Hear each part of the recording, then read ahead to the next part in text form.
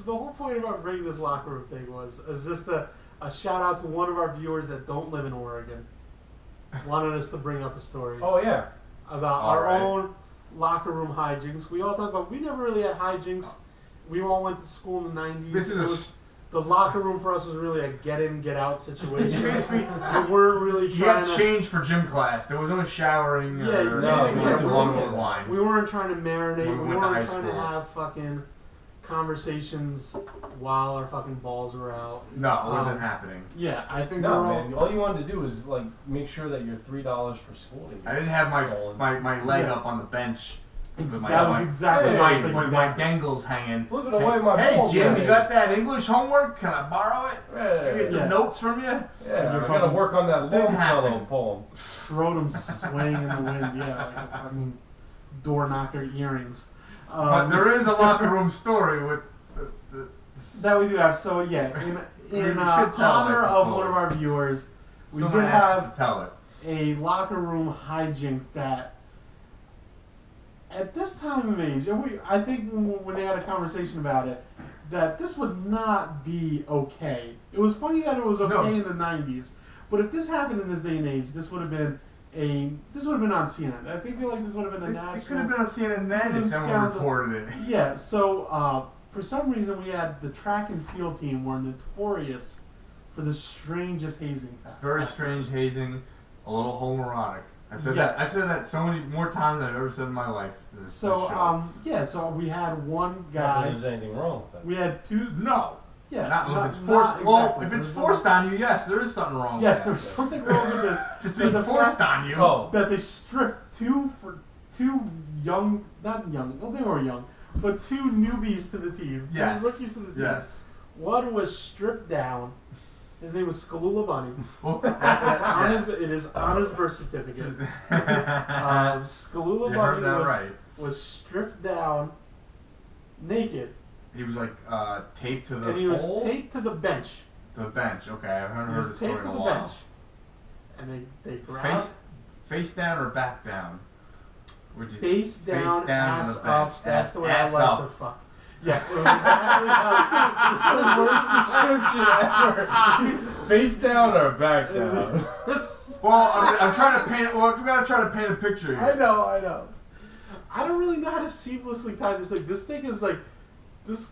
What happened is just such a conversation ender. Like everyone's just gonna be like, yeah. Most people walk away from the story after this is told. Yeah, but supposedly, so they taped the kid down and they grabbed another one of the rookies. Yeah. Whose name was Wild Weasel. Who's crazy. My favorite Wild Weasel story, a lot less sinister than this, was I was in school suspension with him in high school, and we had an open campus, so we always had to we got to eat outside.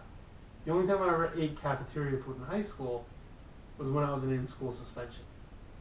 And they made you go to the cafeteria at the very end. You were in school suspension in high school? A couple of times. Wow. Yes. One time when I was in school suspension, Wild Weasel takes his carton of milk and he throws it at the in-school suspension proctor. And he goes, "Hey, Baldy, you need to drink your milk if you want to catch me." And he throws the milk at him. And then he proceeds to climb up a tree. And they caught him in the tree. Well, yeah, he could never get in the tree. So it was just... The smart kid. Yeah. Climb up a tree. There's no way down. And you know what's funny is that for a person that I went to high school with, were there actually 3 weasels? Yes. Yeah. They were triplets. No, there was. And they were all wild weasels, essentially, right? There wasn't really... They were triplets. Yeah, they were all pretty much the same person. They all had the same... Parents. But, crazy, dude. Yeah, because essentially they egged Wild Weasel into dick slapping. Our taped Skalula Bunny to the bench. Yeah, they said the school's dick Skalula Bunny. That kid's got nothing but bad luck. Our sweet Skalula Bunny. Skalula Bunny. But sweet innocent Skalula Bunny. Sweet innocent Skalula Bunny pretty much got sodomized. Well, they said his butt got dick slapped. They said bare dick to bare ass. Supposedly that they could have convinced them into actually putting it in. Well, fuck. But all of a sudden, this is where people actually had a conscience.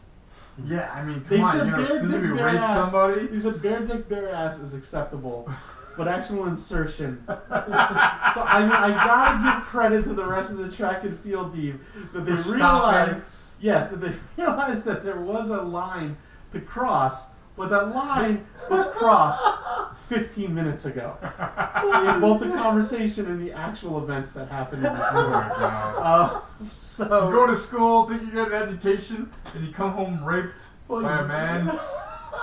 I've heard of broomsticks and stuff, but holy shit. So it was just.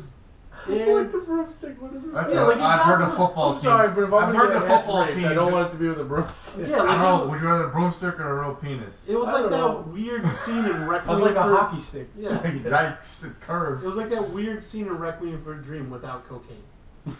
Like ass to ass. Oh my god! That movie is a great movie, but I will never watch it again. It's a hard movie because it depresses me to no bound. But so yeah, we wanted one of our listeners brought that up. Also, congratulations, he had a kid recently. Who? Why? No. What am I gonna name? Oh yeah, what am I name our listeners out? I forgot that we were. Yeah, no, we shouldn't name people. Yeah, so no, one of our listeners had a kid. Congratulations on having a kid. Congratulations. We awkwardly worked in the weird conversation about Skull Bunny and Wild Weasel. But it's a funny story. It is a funny story, but it's pretty. Well, it's terrifying and funny. It's terrifying. It didn't go any further. And then those people, they actually became good friends, those two. Yeah, that's later on. That's kind of the point. The two friends became best friends, the two people in the story. They also became lovers, I'm assuming. Oh, I don't know about that. I haven't heard that story. It wasn't any textbook I read. No, I don't think so. I don't think. Sure, he didn't leave the team and then go back to the team, kind of like Youngblood did. You know, the funny thing is, I don't even know if that was the most frightening hazing I heard about the track and field. Because I also heard of a story where they used to, like, when they would run the bridge, at one point they like grabbed the kid, and you know we have a bridge that kids would run, and they would hold them up, and they would hold them up over the fence.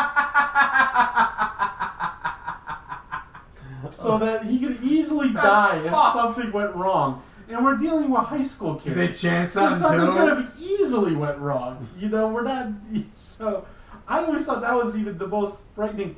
Besides almost sodomy, this is more frightening off a than almost sodomy. Yeah, this involved like terrifying as well. Absolute death. But yeah, so I always thought it was strange that it was track and field. All right, after that blood curdling tale.